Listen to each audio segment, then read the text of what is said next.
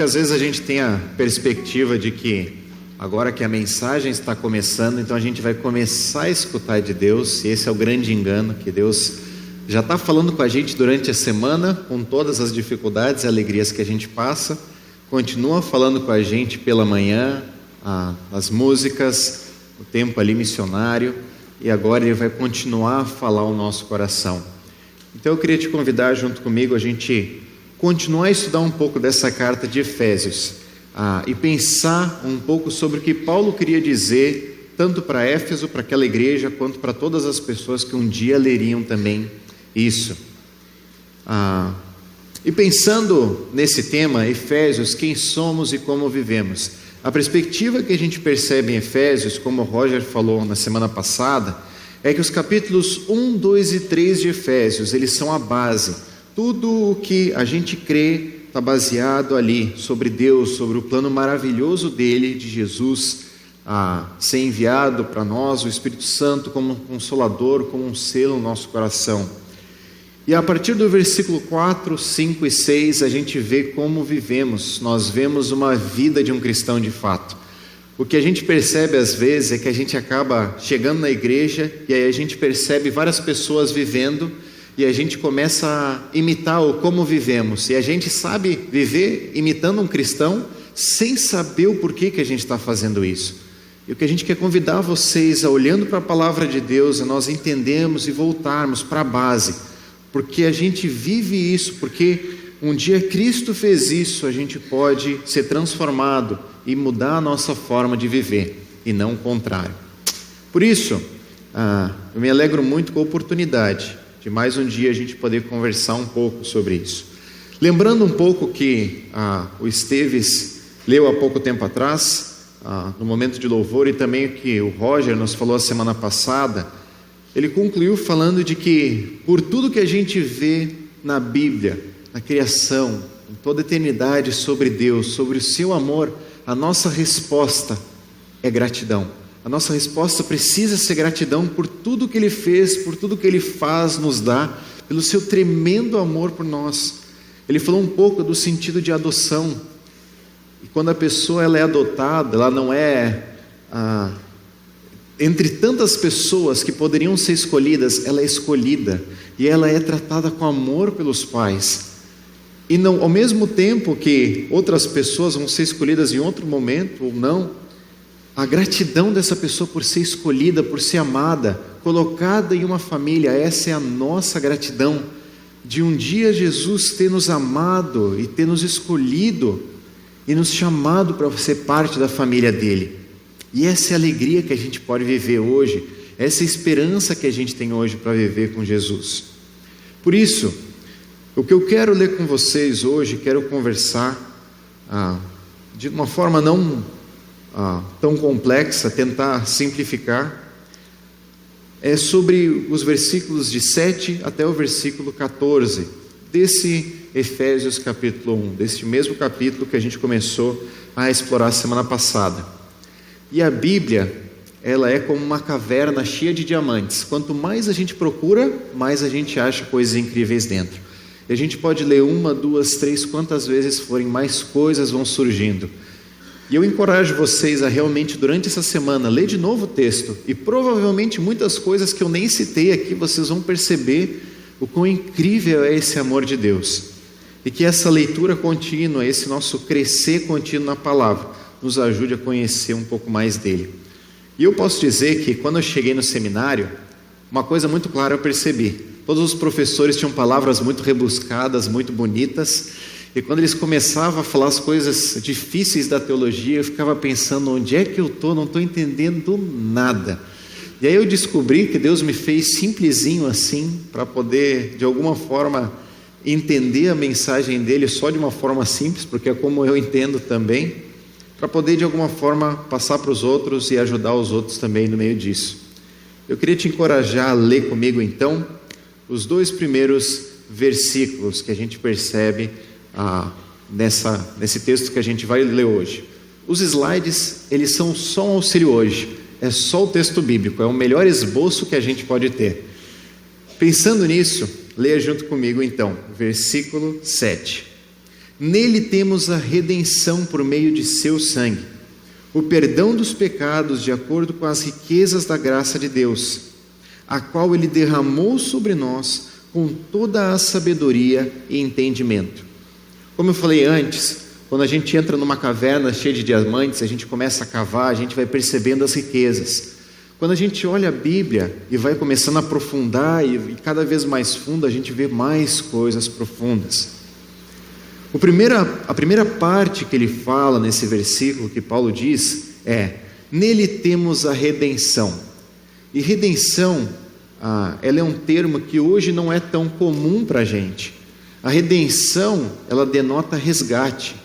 Ela fala de um preço pago para que alguém fosse liberto, que alguém passasse de um senhorio para o outro. E hoje a gente não tem mais esse tema. A gente não fala de redenção porque nós, como cidadãos brasileiros, ou de outros países também, nós somos livres. A Constituição nos garante isso, e a gente fala sobre os nossos direitos todos os dias. A gente tem muita clareza sobre que a gente é livre. Nós podemos dizer que nós somos cristãos aqui no Brasil, e a gente olhando para os nossos irmãos perseguidos, como isso não é uma verdade em todos os lugares, e como é difícil, e como a gente precisa orar por eles, mas aqui isso é simples. Talvez tenham pessoas que não gostam do nosso ponto de vista, mas a gente tem a liberdade de expor eles. E pensando nisso, eu estava pesquisando um pouco e se afirma de que no final da época do Império no Brasil, e onde existiam ainda a compra de escravos, o valor dos escravos ele foi crescendo. E obviamente a moeda da época era muito diferente, então não tem muito como traduzir a moeda da época para hoje em dia em reais. Mas o que se afirma é que o preço de um escravo no final daquela época do Império, ele era mais ou menos um preço de um carro 0 quilômetro hoje. Era um preço muito alto, era caro. Mas quando o senhor comprava aquele escravo, ele tinha o direito sobre a vida e a morte daquele escravo, e sobre toda a sua descendência também.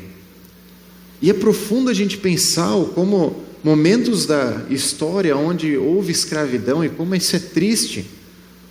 Mas de alguma forma isso nos leva a pensar o quanto esse alto preço foi um preço muito maior pago por Jesus por nós. O que o texto começa a falar é que Deus nos amou tanto, e aí ele começa a expressar a forma que Deus nos amou, através de Jesus. Essa é a primeira forma que ele demonstra esse amor tremendo por nós, como um resgate, a redenção, o preço que nós deveríamos pagar, o preço que pertencia a nós. Cristo, ele assume aquele preço, e ele paga essa dívida, ele paga esse preço. Da mesma forma que escravos eram muito caros, a um alto preço eram comprados, nós tivemos a vida do nosso Senhor entregue para que nós pudéssemos ser dele também. E eu imagino Paulo acorrentado a um soldado romano, em um momento difícil da sua vida, escrevendo isso com alegria, contente, pela gratidão do que Deus tem feito na vida dele. Nele temos a redenção. E aí ele vai falando como essa redenção acontece, por meio do quê? Por meio de seu sangue. Esse foi o preço pago por Jesus. Jesus, através do seu sangue, ele paga os nossos pecados. O que nós merecíamos, o Senhor que nós servíamos, o domínio das trevas, Jesus paga esse preço e ele nos limpa e ele permite que a gente caminhe junto com ele. A sentença de morte que estava sobre as nossas cabeças, ele toma sobre si e ele se entrega. Eu fico pensando quanto a gente olha na Bíblia e a gente vê o Antigo Testamento tão diferente. Toda vez que existia um sacrifício necessário no Antigo Testamento, era porque alguém tinha pecado.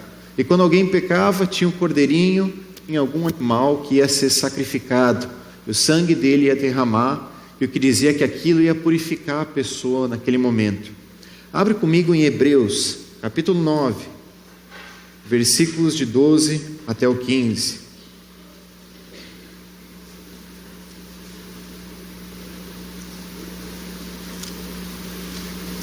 E aqui o autor de Hebreus, ele vai falando sobre Jesus, sobre a obra dele. Olha comigo a partir do versículo 12 de Hebreus 9. Não por meio de sangue de bodes e novilhos, mas pelo seu próprio sangue ele entrou no Santo dos Santos de uma vez por todas e obteve eterna redenção. Ora, se o sangue de bodes e touros e as cinzas de uma novilha, espalhadas sobre os que estão cerimonialmente impuros, os santificam de forma que se tornam exteriormente puros, quanto mais o sangue de Cristo, que pelo Espírito Santo eterno se ofereceu de forma imaculada a Deus, purificará nossa consciência de atos que levam à morte, para que sirvamos ao Deus vivo. Por essa razão, Cristo é um mediador de uma nova aliança, para que os que são chamados recebam a promessa da herança eterna, visto que ele morreu como resgate pelas transgressões cometidas sob a primeira aliança. A grande verdade é que quando a gente olha a Bíblia, o Antigo Testamento ele está apontando para o que ainda há de vir, Jesus, e no próprio texto de Efésios hoje a gente vai ver isso.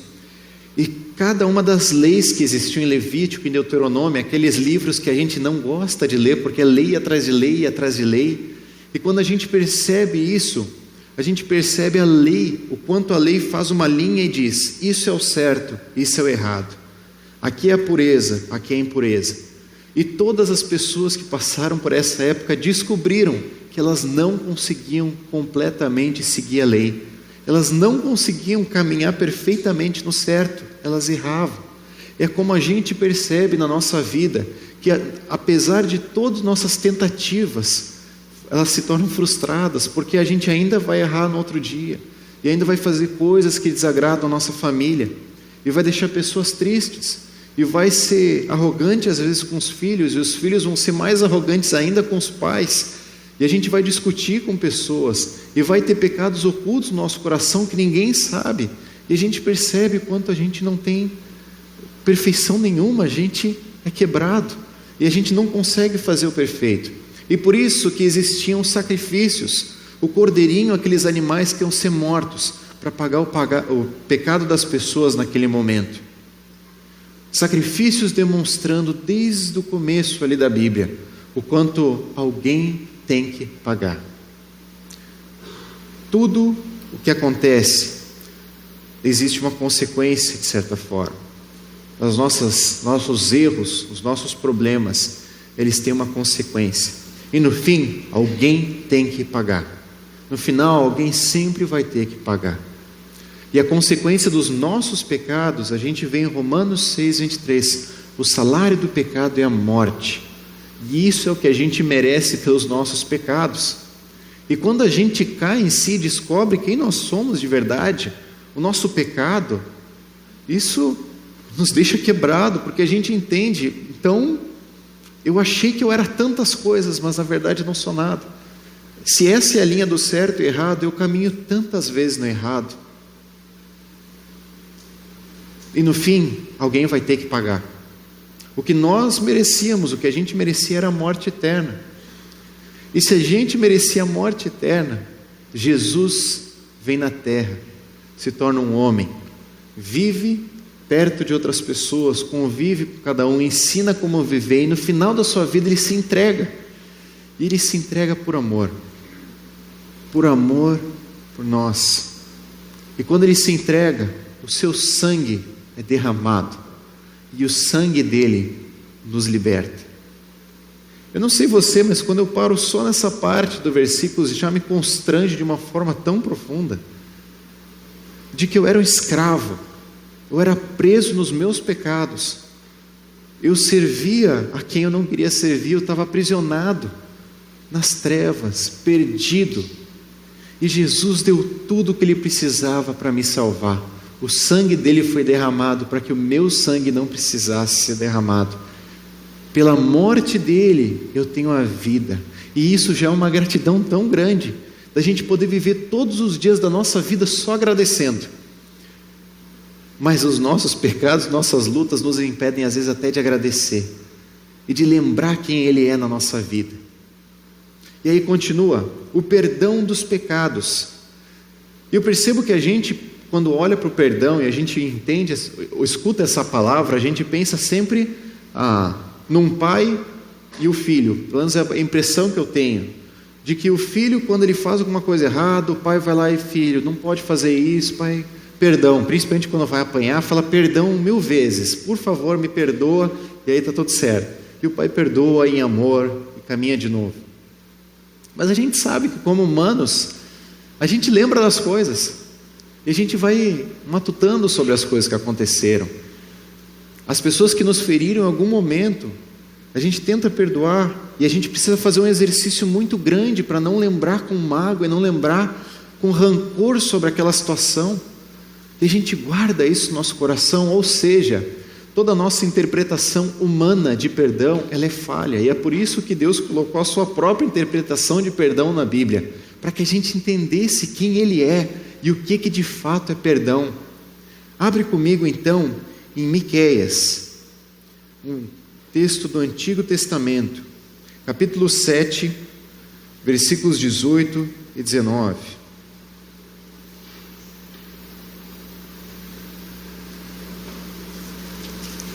E aqui Deus vai falando um pouco de quem Ele é com relação ao povo. 7, 18 e 19.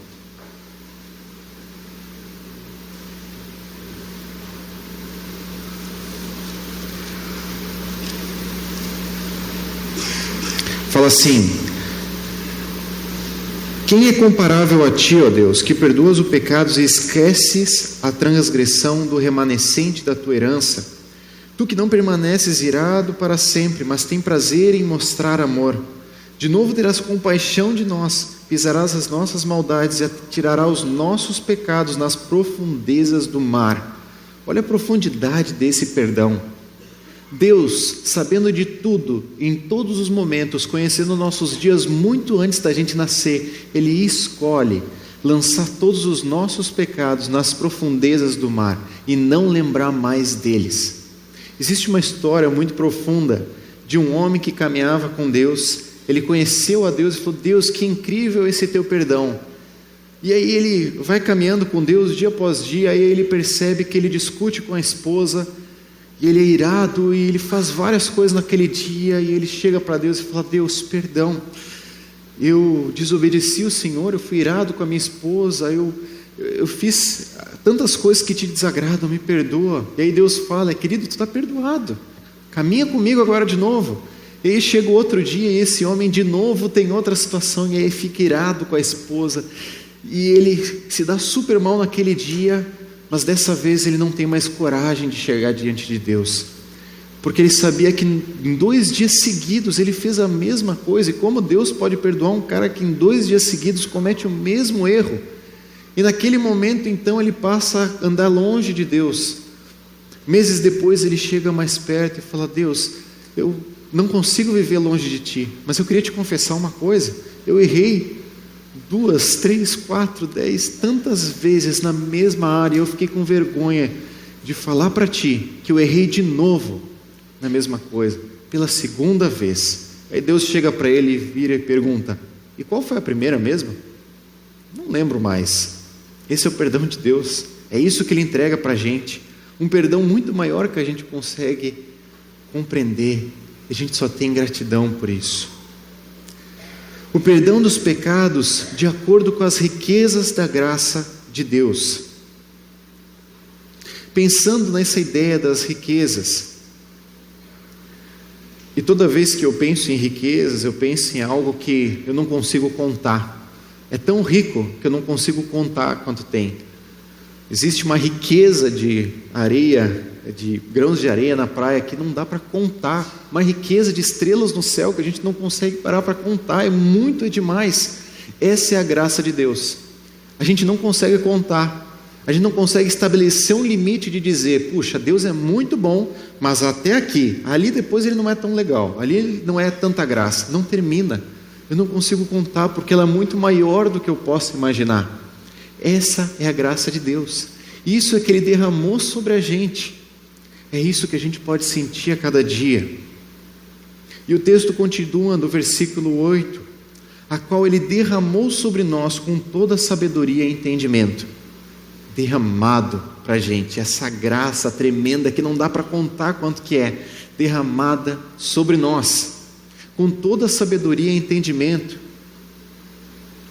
E pensando em sabedoria e entendimento, eu queria te convidar a refletir um pouco da onde que vem toda a sabedoria, todo o entendimento que a gente conhece.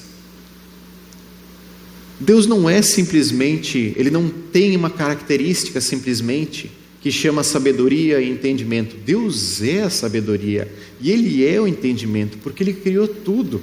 Ele fez a definição de sabedoria. Ele criou tudo isso. Ele é o ápice de tudo. Ele conhece cada detalhe, nada foge do seu controle. E no seu plano de amor sempre foi tudo delimitado, tudo organizado. Nada foge do seu plano. E pensando nisso, Ele derrama sobre a gente também essa sabedoria e entendimento, para que a gente conheça dEle. Conversando com o Roger essa semana, a gente compartilhou um pouco de um exemplo que, para mim, essa semana tem sido tão profundo. Não sei se você já viu um pai brincando com um filho de esconde-esconde. É uma brincadeira que, para quem olha, é ridícula, porque o pai se esconde, às vezes, na frente do móvel e ele fala: tenta me achar. E aí o filho ainda fica procurando, ele vai olhando e fala: onde é que está o papai? Agora eu vou achar o papai. Ele vai olhando para um lado, vai olhando para o outro. E aí o pai, às vezes, tem que dar uma subida. Oi? E aí se esconde de novo. E aí o filho vai procurando, e o pai, olha aqui. E aí o filho, enfim, acha e fala: achei, agora sim eu achei o meu pai. Olha que coisa incrível, eu consegui achar ele. Eu percebo que Deus faz isso com a gente. Deus é tão grande que a gente jamais entenderia quem Ele é. E é por isso que no meio da nossa história, tem momentos onde Deus fala: olha aqui quem eu sou, vem me conhecer, olha quanto eu posso caminhar perto de ti. A palavra dele é isso. A gente jamais entenderia Cristo, entenderia tudo isso sem a palavra de Deus. E a palavra é o beabá de Deus. Deus, na sua grandiosidade, eu imagino que a gente vai passar a eternidade tentando entender várias coisas que hoje a gente não entende. Ele pensou: eu vou fazer a coisa bem simples para o pessoal entender, chamado Bíblia. E hoje a gente vê milhões de pessoas discutindo isso aqui. E nessa simplicidade que Deus nos apresenta o Evangelho, essa sabedoria derramada para a gente, não só para a gente entender a salvação, mas para a gente poder viver a cada dia. Deus se mostra como esse Pai amoroso de falar: olha, eu estou aqui, eu vou te ajudar a me conhecer, eu vou te ajudar em cada passo, em cada dia, onde você não souber o que fazer, me dá a mão e eu te levo, vamos caminhar junto. Esse é o nosso Deus, que derramou com essa graça tremenda o seu amor. E a gente continua o texto então, olha comigo versículos 9 e 10. E nos revelou o mistério da sua vontade, de acordo com um bom propósito que Ele estabeleceu em Cristo. Isso é, de fazer convergir em Cristo todas as coisas celestiais ou terrenas, na dispensação da plenitude dos tempos. E a primeira coisa que eu percebo, a primeira palavra que a gente percebe é mistério. Todo o Antigo Testamento, desde Adão e Eva, as pessoas olhavam para uma esperança que ainda ia vir. E eles tinham fé nessa esperança e confiavam que em algum momento alguém ia salvar eles. E em Jesus, essa esperança aparece. E ela se mostra de forma muito clara para todos ali. E essa esperança permite com que eles entendam. E é isso que a gente estava falando até aqui. Deus se mostra e fala: querido, olha aqui, ó, esse é o meu plano de amor. Está Jesus na frente de vocês, mostrando que é amor, mostrando que é a verdade, mostrando um sacrifício puro de alguém que ama de verdade vocês.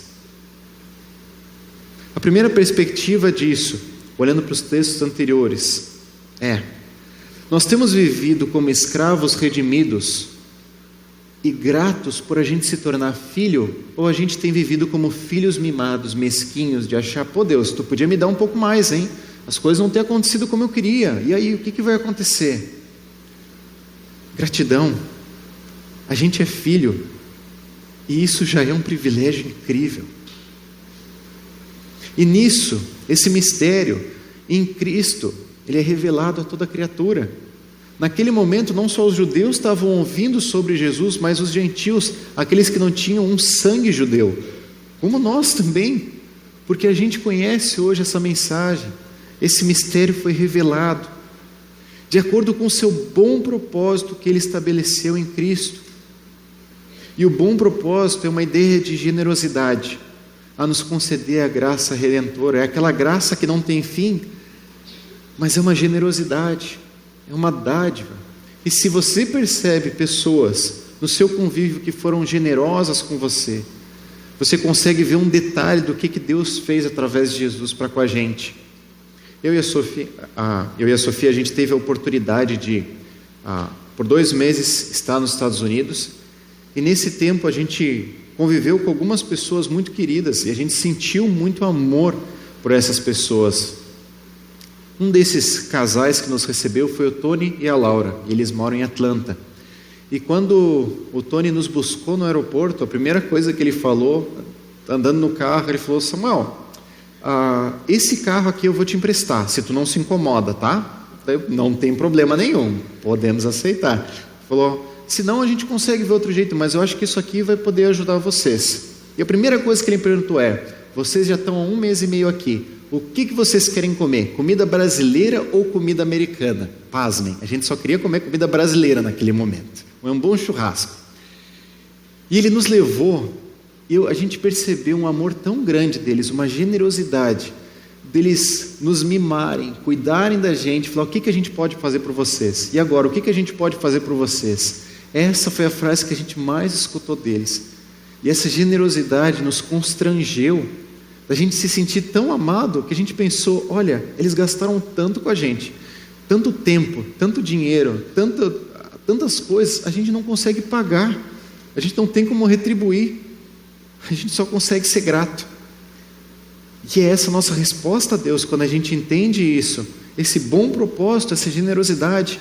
Eu não consigo pagar, eu não consigo devolver para Deus tudo que Ele me deu, mas eu posso ser grato e viver para Ele a cada dia da minha vida, porque Ele deu tudo o que eu precisava.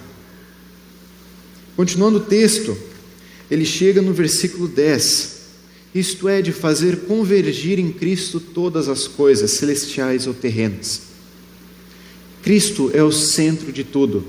E quando a gente olha na Bíblia, se a gente pudesse espremer a Bíblia, a palavra que sairia é Jesus. É tudo sobre Ele, é tudo para Ele. Se a gente pudesse espremer toda a história da humanidade, a palavra que aparece é Jesus, é Ele, é o nome que está acima de todo nome. Esse é o nosso Jesus, é tudo sobre Ele. E pensando nisso, quando eu entendo que tudo é sobre Ele, tudo é para Ele, e que Ele está implicitamente ligado em todos os detalhes, eu percebo que não existem áreas onde aqui Deus não tem nada a ver, aqui é neutro, mas aqui, igreja, realmente é de Deus. Minha segunda-feira no trabalho não tem tanto a ver com Jesus, aí eu vivo do jeito que eu posso viver. Em minha casa, quando a gente ora na refeição, estamos com Jesus, depois, Jornal Nacional não estamos mais, está tranquilo, não tem problema. E a gente vai vivendo, e a faculdade não tem a ver. O que Jesus quer saber sobre engenharia? Aonde Ele vai querer saber, vai querer ouvir sobre os polinômios e cada detalhe disso? Deus não se importa com isso. E a gente acaba separando o que é sagrado e o que é profano, ou o que não é sagrado, o que é de Deus e o que não é de Deus. Deus não importa com as músicas que eu escuto, com as coisas que eu faço, mas ali naquele momento, sim. Quando a gente entende a palavra convergir, essa é a ideia de que tudo é sobre Ele, tudo envolve Ele, a gente percebe que não tem como eu dividir e desassociar e dizer: essa parte aqui não tem a ver com Jesus da minha vida, mas essa tem. Está tudo ligado. Na minha faculdade, dos detalhes, do meu trabalho, na minha família, tudo está ligado a Ele. Tudo é por Ele, tudo é para Ele, Jesus. Ele nos deu a vida. Lembra o que a gente começou falando? A redenção. Nós éramos escravos e nós fomos salvos, libertos para ter um novo Senhor, Jesus. E através dele a gente pode caminhar diariamente com gratidão, entendendo o que Ele tem feito na nossa vida e o quanto Ele sim se importa com cada detalhe. e Ele está sobre todas as áreas da nossa vida. E não existem mais áreas separadas e uma dessas áreas é Jesus. E sim, Jesus está sobre todas essas outras áreas da minha vida. E isso é convergir. E aí o texto continua. O terrenas na dispensação da plenitude dos tempos. E dispensação é uma palavra bonita para falar o tempo certo no divino programa da história. O tempo certo do programa de Deus para a história da humanidade. Eu, pelo menos, várias vezes olhava para Gênesis e a gente começa a ler Gênesis e vê Gênesis 1, que coisa linda, incrível. Perfeito, não tem pecado. Gênesis 2, puxa, que incrível. Gênesis 3, pô, Adão. Pô, Eva, passou rapidinho o tempo aqui, vocês já fizeram coisa errada. Existem 3 capítulos na Bíblia só que não tem pecado. Gênesis 1, 2 e o último capítulo de Apocalipse, que aí é os novos céus, a nova terra. O resto tudo é só pecado, e é onde a gente vive também.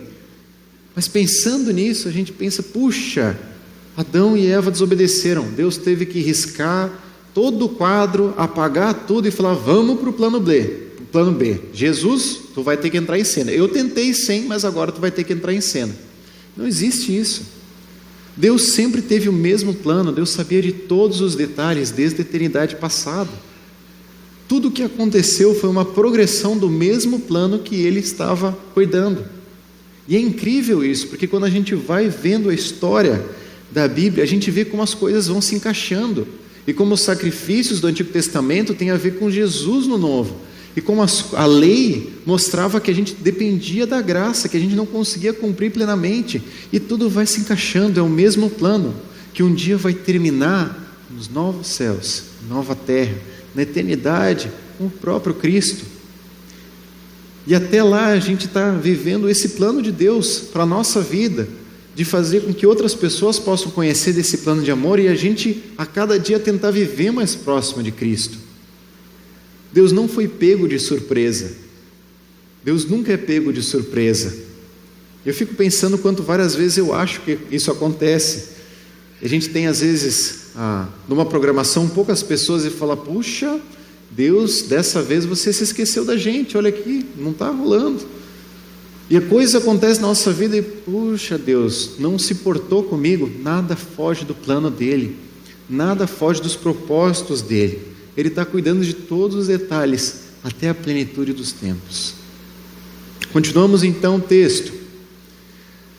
Versículo 11. Nele fomos também escolhidos, tendo sido predestinados, conforme o plano daquele que faz todas as coisas segundo o propósito da sua vontade, a fim de que nós, os que primeiro esperamos em Cristo, sejamos para o louvor da sua glória. E pensando nisso, existem uns textos onde fala a palavra escolhidos, nele fomos também escolhidos, e outros que falam feitos herança. Nós fomos feitos herança de Cristo. E é incrível quando Cristo paga a nossa dívida, nós viramos herança dele. Nós somos comprados por ele, o seu sangue nos comprou.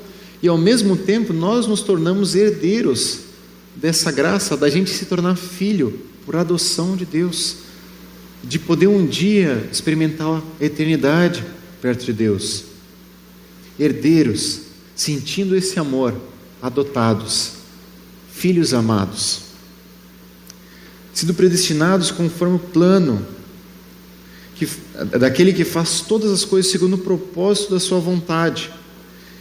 O propósito é que Deus não tem apenas uma presciência, Ele não tem apenas eu já sabia que isso ia acontecer, mas Ele tem um propósito, um plano, como a gente falou anteriormente.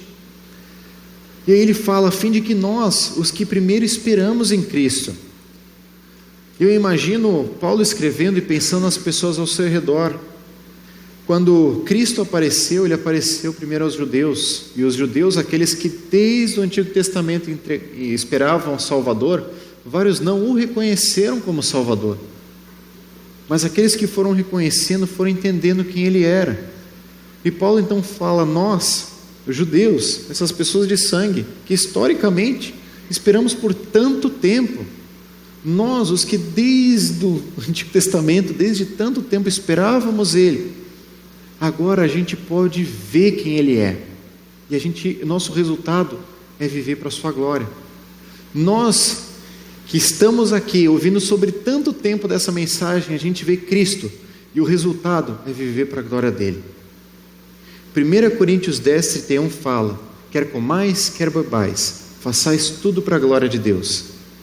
Eu gosto de pensar no exemplo de um violão, que o violão a gente pode usar como uma mesa de estar, talvez não seja tão útil. A gente pode usar como uma raquete de ping-pong, talvez não seja tão funcional. A gente pode tentar usar como várias coisas, mas o violão ele foi feito para ser tocado. E quando ele é tocado por alguém que realmente conhece as notas, conhece os detalhes dele, o som é incrível. Nós somos violões de Deus, todo quebrado, mas que Deus se alegra de nos usar. E todo momento que a gente tenta viver a nossa vida para outras coisas, se não para a glória dele, a gente tenta viver para tentar nos satisfazer, para fazer a gente mesmo feliz, existe um vazio ali. E quando a gente vive para tentar agradar as pessoas e mostrar para eles que a gente é legal e tentar ser o amigo de todos, falta um vazio. Mas quando a gente vive para a glória de Deus e coloca o louvor dele como a nossa prioridade, a gente se sente completo, porque é para isso que a gente foi feito, para ser esse violão dedilhado com muito amor pelo Deus que nos criou, para o louvor da sua glória. E é isso que ele fez por nós, e é isso que a gente pode aproveitar a cada dia. Pensando nos textos anteriores, minha pergunta é: você tem dividido a sua vida em elementos cristãos ou não cristãos? Partes da sua vida, isso aqui tem a ver com Jesus ou não? Saiba que tudo converge em Cristo, e quando eu entrego a minha vida para Cristo, eu entrego por inteiro, e Ele age em todas as áreas. E nesse ponto, a minha pergunta é: você tem vivido para a glória de Deus? Eu posso dizer com toda sinceridade que isso é muito difícil, porque dia após dia eu percebo que as coisas que eu falo, o que eu faço é para me fazer feliz, é para tentar um descanso.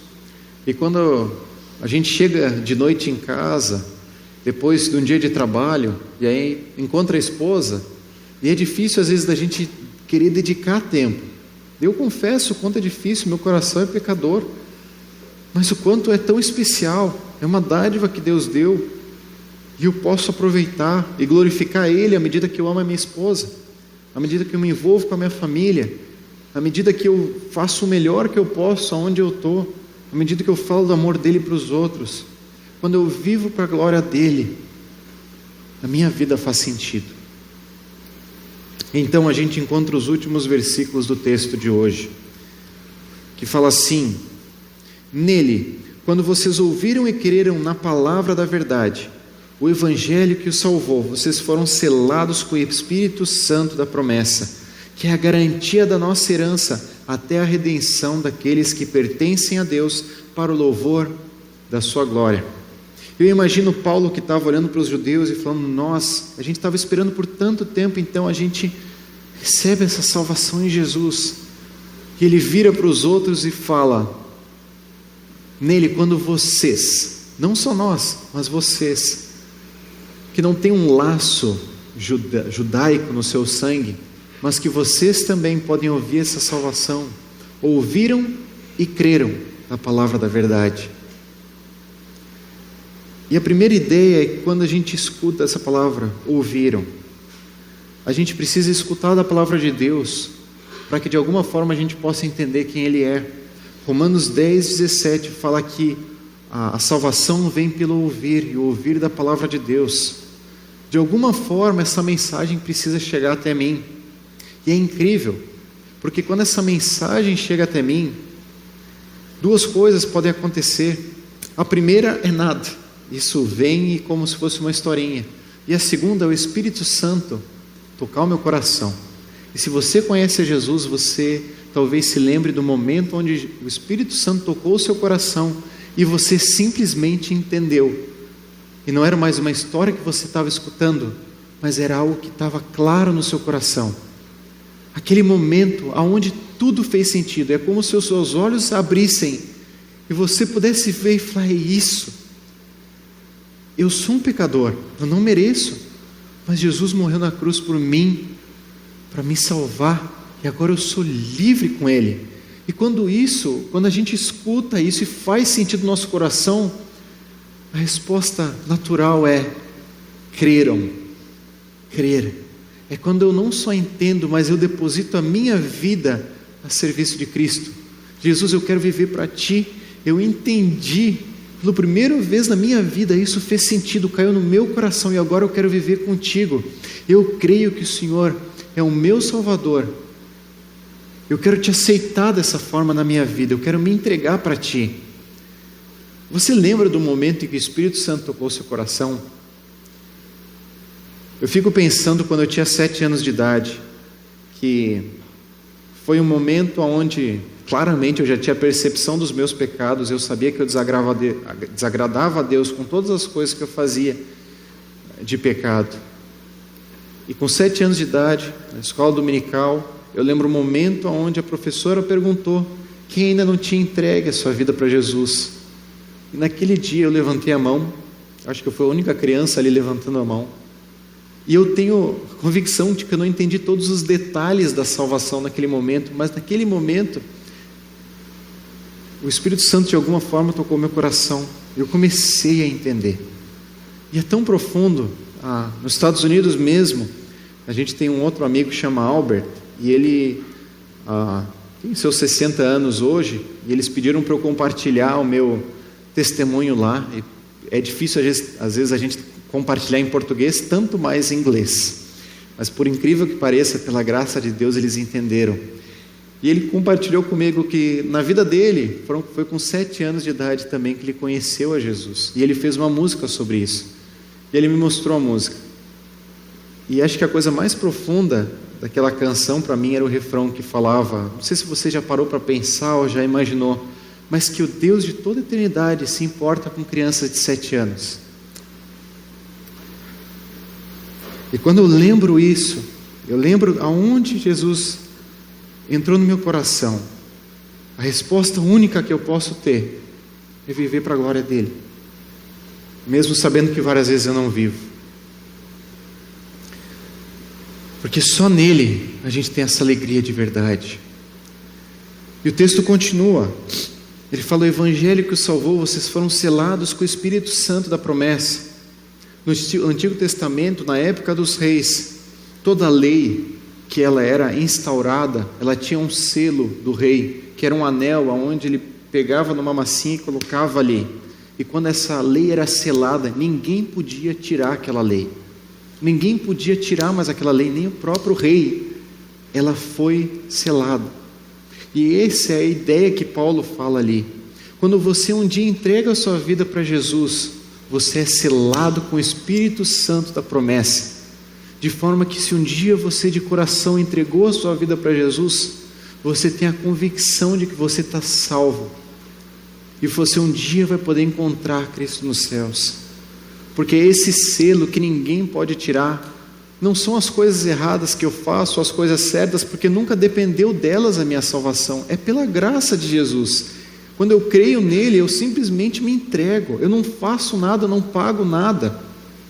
E esse selo profundo no meu coração me garante essa salvação, de que aqui, até o final da minha vida, eu posso ter essa convicção de que um dia eu vou estar com ele para sempre nos céus, com ele para sempre na eternidade.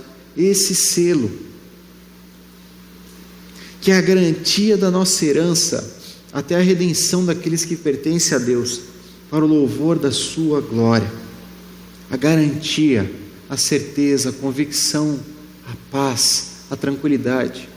Eu gosto muito dessa frase de que quando a gente entrega a vida para Jesus, o pior dos nossos problemas já foi resolvido. Agora a gente lida com os outros. E a gente sabe quanto tem tanta coisa difícil na vida. Mas o nosso pior problema já foi resolvido. A gente tem Cristo. E Ele deu tudo que a gente precisava. Ele nos comprou por um altíssimo preço. E o nosso resultado é viver para o louvor da sua glória. Esse é o resultado. Essa é a resposta. É para isso. E é nisso que a gente pensa quando a gente fala sobre o amor. É isso que é a nossa resposta quando a gente escuta sobre o que Jesus fez por nós. É isso. É só isso. E é tudo isso. A grandeza do amor dele. Quando a gente encontra esse amor tão profundo, a gente se sente constrangido e a gente se sente grato. Eu queria convidar o Beto e a Vasti aqui para frente. Eles vão cantar uma canção, e enquanto essa canção vai ser tocada, ela fala diretamente sobre Jesus, sobre algo que não faz sentido da gente explicar para uma pessoa por si só, mas quando a gente vive, isso é inacreditável. É um amor tão profundo que a gente não entende, mas que quando a gente sente esse amor, ele nos preenche por completo. E eu queria te convidar também nessa manhã, porque a gente só escuta sobre Jesus, sobre o Espírito Santo, sobre a profundidade da salvação. Eu queria te convidar nessa manhã, que se de alguma forma Deus tocou o seu coração, e Deus está falando claramente sobre quem é Jesus, e sobre o que Ele tem feito na tua vida, e o quanto Ele quer voltar a lapidar coisas na sua vida. Se você percebe que você tem sido orgulhoso, e você tem lidado de forma ruim com Deus, e você já conhece Ele há muito tempo, mas tem impedido que Ele trabalhe na sua vida, e você quer ser grato por o que Ele tem feito, quer mudar as suas atitudes, consagrar a sua vida, eu queria te convidar a vir para frente, enquanto a gente canta. E se talvez você está sentindo agora, que o Espírito Santo está tocando o seu coração, talvez você nem conhecia Ele, mas agora essa mensagem é tão clara na sua mente, no seu coração, eu também queria te convidar aqui para frente, para a gente orar junto com você. Eu posso dizer que eu estou aqui na frente, eu quero orar no final, mas eu percebo claramente o quanto, se eu entendesse a cada dia e lembrasse quem Jesus é na minha vida, eu viveria tão mais grato, porque Ele fez tudo, e é isso que é o amor.